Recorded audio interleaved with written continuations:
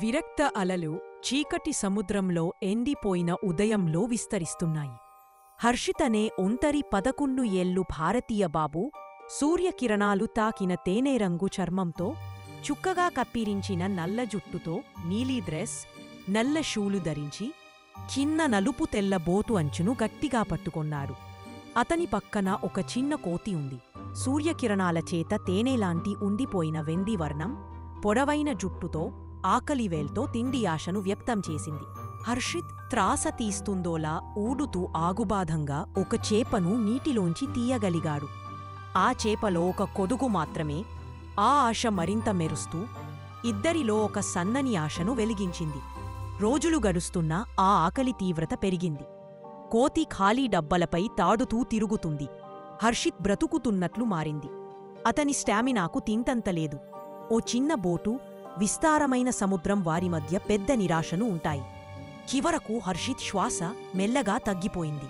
ఓతి తాను జీవించడానికి ఉష్ణతగా, సానుభూతిగా తన చిన్న శరీరాన్ని అతనికి ముట్టించుకొని ఒక విషాదమైన లలిత శ్లోకం గానం చేస్తూ అతని ప్రాణాల మధ్య గడిస్తుంది. అయితే జీవితం ఆగిపోయింది.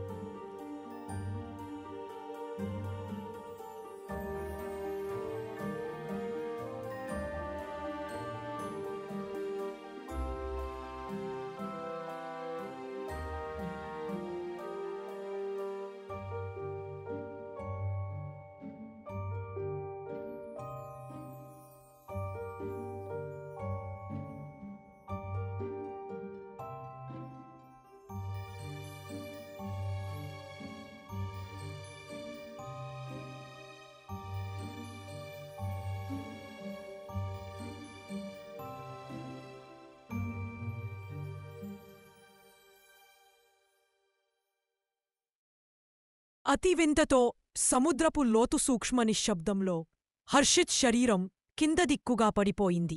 చేతికి వెళ్ళిపోయిన బోటు పక్కన అతని నీలి చొక్కా జలంలో చలి లేకుండా ఉజ్వలంగా తేలిపోతున్నాయి. పక్కనే చిన్న వెండి చర్మంగల కోతి ఆకలితో తృప్తిపరచమేనని నిరాశలో చితకబాదిన దేహంగా ఉంది. ఇద్దరినీ నిశ్శబ్దం చుట్టుకున్నది. మీ పిల్లలను ఒంటరి వీలు పెట్టవద్దు.